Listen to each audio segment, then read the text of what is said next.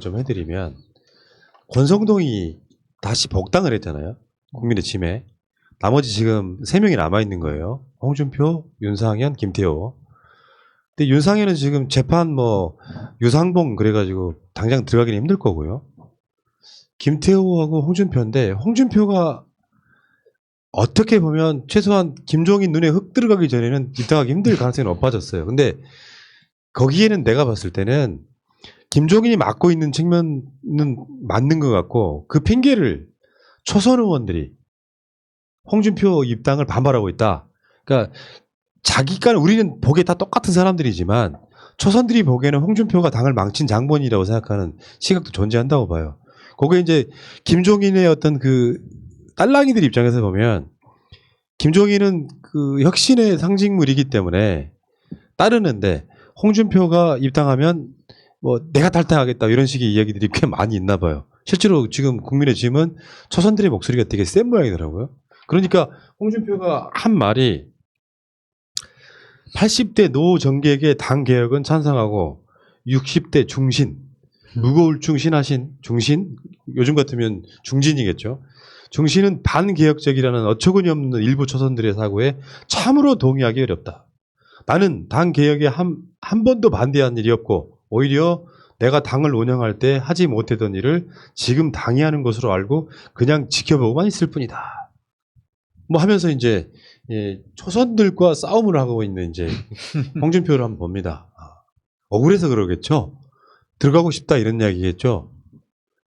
참 이게 정당이라는 게 사실은 정당 밖에서 정당을 보면 정말 공적인 일을 수행하고 공적 관시에 지대한 관심이 있는 것 같지만 실제로 제가 보고 제가 느낀 정당은 사실상 개모임이에요. 그냥 자기 생각 비슷한 사람끼리 모인 그냥 개모임이에요. 정말 개모임. 그래서 개주가 누가 됐냐에 따라서 상황이 완전히 달라지는 거죠.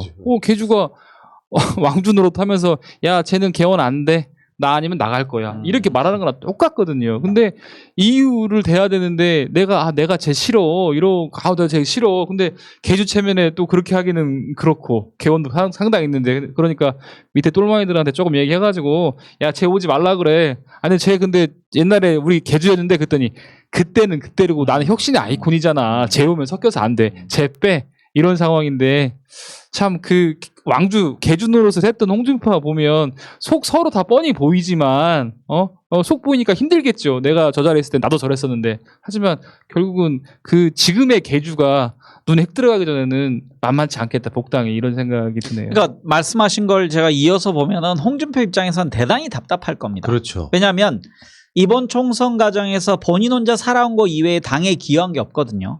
하지만 지금 초선들은 홍준표한테 빚진 게 하나도 없어요.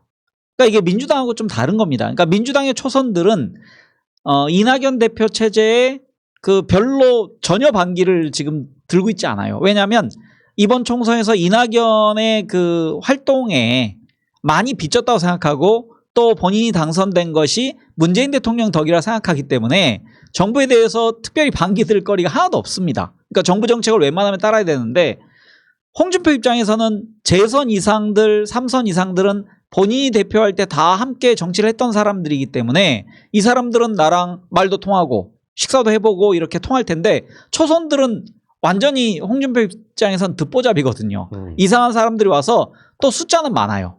목소리 낼 수 있고 그 목소리가 오히려 개혁적으로 들릴 수 있어요. 그러니까 홍준표는 답답한 겁니다. 일단 복당을 해야 그치. 본인이 뭔가 이렇게 권토중례를 꿈꿀 수 있는데 지금 일단 김종인이 위해서 눌러대고 저는 당에서 장제원 같은 사람이 홍준표도 불러드립시다라는 목소리가 그 목소리가 좀 커져서 메아리도 울리고 해서 그런 목소리가 하나 돼서 자기가 들어가서 뭔가 대권을 노려야 되는데 초선들이 딱 맞고 서 있어요. 그러니까 홍준표 입장에서는 초선들 너희들 정치 모르는 애들인데 직접적으로 공격할 수 없고 나도 개혁적이다라고 지금 어찌 보면 초선들을 세게는 공격 못하고 약간 비맞히듯이 나도 그렇죠. 개혁하는 사람이야 라고 지금 약간 설득적인 SNS를 남겼다. 답답할 거예요. 홍준표 입장에서는 다급해지고 있는 거죠. 시간이 많이 남은 것 같지만 예를 들어서 지지율은 웬만큼 나와요.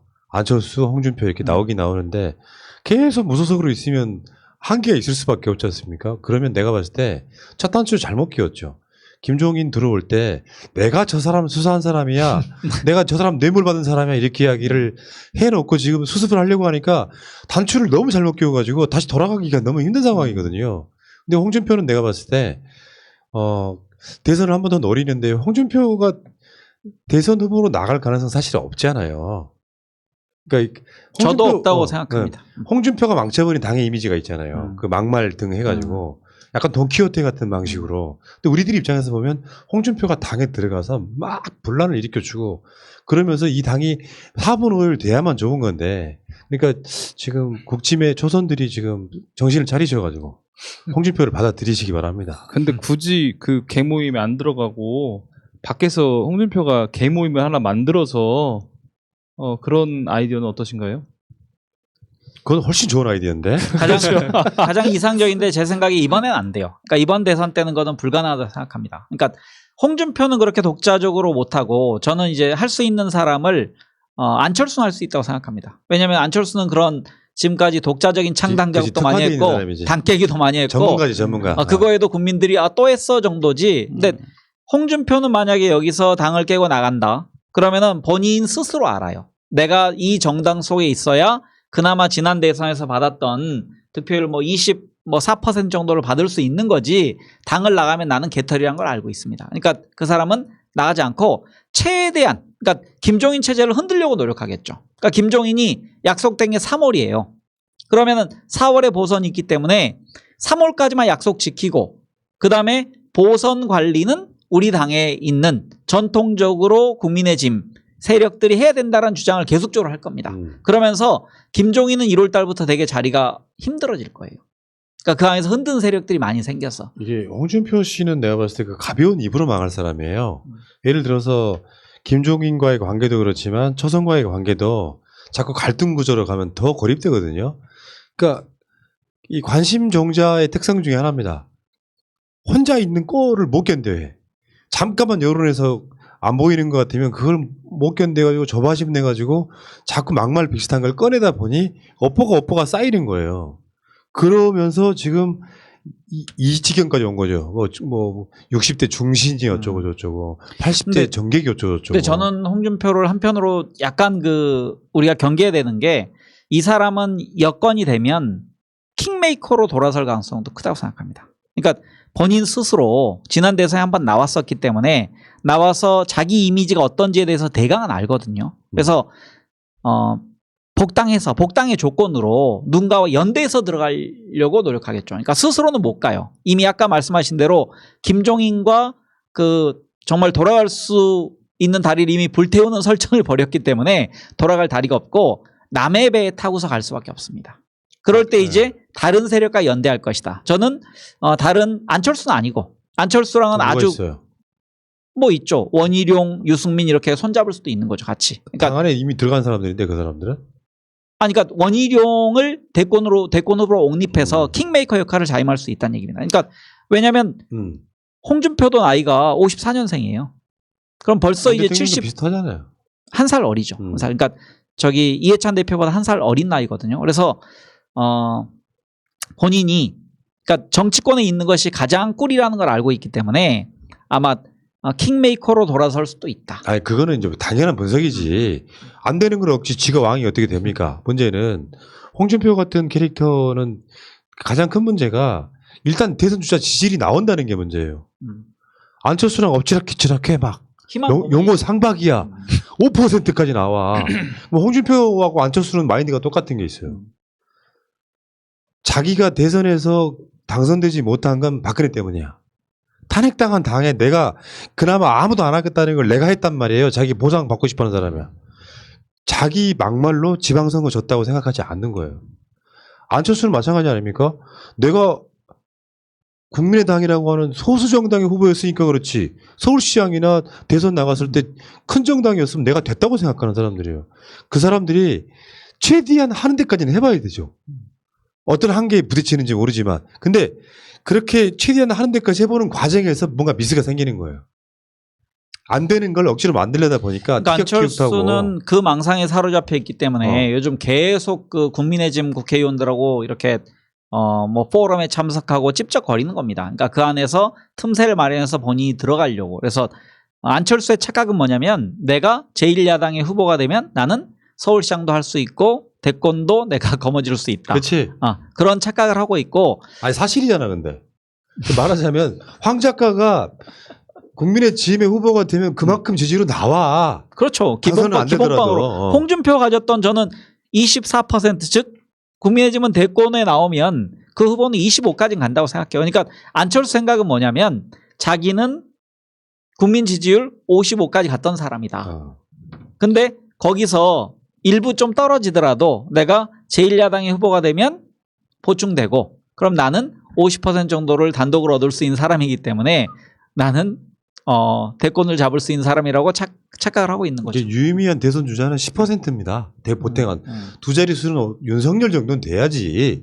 나머지 뭐 5% 갖고 지금 대선인에 만에 이렇게 하는 게 웃기고 실제로 정치적 가치로서 자기의 가치를 인정하고 있는 사람은 두 사람밖에 없어요. 이낙연, 이재명은 자기 능력으로 지금 그 지지를 갖고 있는 거고 나머지는 진짜 막 아무 생각 없는 사람들인 거죠. 사실 알고 보면.